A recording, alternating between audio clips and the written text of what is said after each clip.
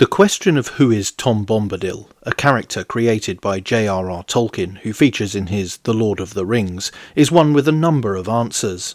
These range from simply stating that he is a whimsical and fantastical character created by the professor simply as a literary device, to an entity devised from a deliberate or subconscious extraction from deep mythology. So who is Tom Bombadil? Tolkien was well known for his dislike of allegory, so this is perhaps a difficult subject to broach, especially for a character who could richly embody the allegorical and would naturally be seen to do so if Tom Bombadil was created by anyone else. However, influence and inspiration are not allegory, and we are, I believe, on safer ground ploughing this furrow. So what may have inspired the character? Tom Bombadil is one of the most enigmatic characters in J.R.R. Tolkien's The Lord of the Rings.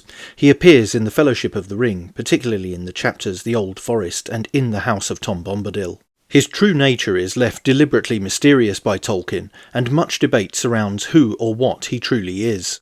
Firstly, let's look at Tom Bombadil's appearance and role in the story. Tom Bombadil is introduced when Frodo Baggins and his companions get trapped by Old Man Willow in the Old Forest. Tom saves them and invites them into his house, where he lives with his wife, Goldberry, the River Daughter. He is described invariably as a merry or ageless figure dressed in bright, colourful clothing. Tom Bombadil claims to be the eldest and was in Middle-earth before anyone else. He speaks of having seen the first raindrop and the first acorn, suggesting an ancient, possibly timeless existence. Unlike other beings in Middle-earth, he appears to be unaffected by the One Ring. When Frodo offers him the ring, he puts it on but does not turn invisible, and he shows no interest in its power. Tolkien never provides a definitive explanation of who Tom Bombadil is, leaving room for interpretation. So let's interpret. Some theories on his identity include him being a Maya or Valar, effectively gods or demigods in the universe of Middle-earth. However, his behaviour and detachment from world affairs do not fit typical descriptions of these beings. Others suggest he might be a personification of the spirit of nature, or even Middle-earth itself, given his deep connection with the land and its creatures. Another train of thought argues that Tom Bombadil represents something outside of the scope of the known world, embodying the inexplicable, joyful mystery of existence that does not align with the rest of Tolkien's cosmology. In letters and interviews, the professor admitted that Tom Bombadil was deliberately left unexplained. He serves as a reminder, therefore, of an unexplored mystery of the world, and is, in some ways, a challenge to the idea that everything must have a clear-cut explanation. Tom Bombadil's inclusion in the story is seen as symbolic. He represents the natural world, untouched by evil or the desire for power. His stubborn detachment from worldly concerns and refusal to involve himself in the struggle against the Dark Lord Sauron highlights a part of Middle-earth that is fundamentally different from the lands engaged in war. Ultimately, Tom Bombadil remains one of the most perplexing mysteries in Middle-earth. But I think there's more to him than just being a cipher.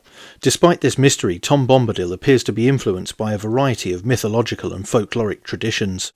However, he does not directly correspond to any single mythological figure. Instead, he seems to be a synthesis of various elements of European folklore, mythology, and Tolkien's own imagination. Tom Bombadil shares similarities with figures from European folklore, especially those connected to nature and the natural world. This includes characters like the Green Man and forest spirits found in Celtic and English mythology.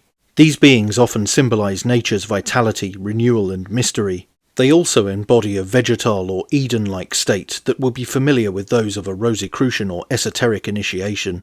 It is also worth noting that Tolkien translated the mysteriously authored 14th century chivalric romance long poem Sir Gawain and the Green Knight. His work in this regard is seen as highly impressive and authoritative. The themes of the work, virtue, chivalry, fate, and the sometimes hidden identity of the Green Knight, offer some parallels with the character of Tom Bombadil, as does the often dreamlike aloofness of the world that Sir Gawain must navigate, and the deathlessness of the Green Knight versus the inevitability of death for mere mortals.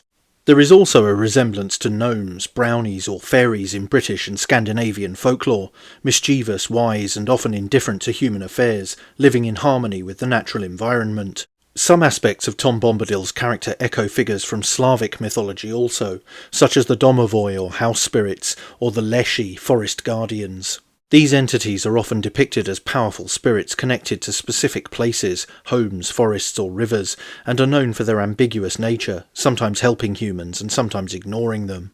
Veles, the Slavic god associated with earth, waters, livestock and the underworld, could also be an inspiration. Whilst Veles is more complex and multifaceted, the sense of being deeply connected to nature is similar. Tolkien may also have been inspired by Finnish mythology, particularly the epic poem Kalevala. In the Kalevala there are characters like Väinämöinen, a wise old man with magical powers and a deep connection to the natural world. Again, while Tom Bombadil does not directly mirror Väinämöinen, there is a similarity in their agelessness, wisdom and singing or chanting.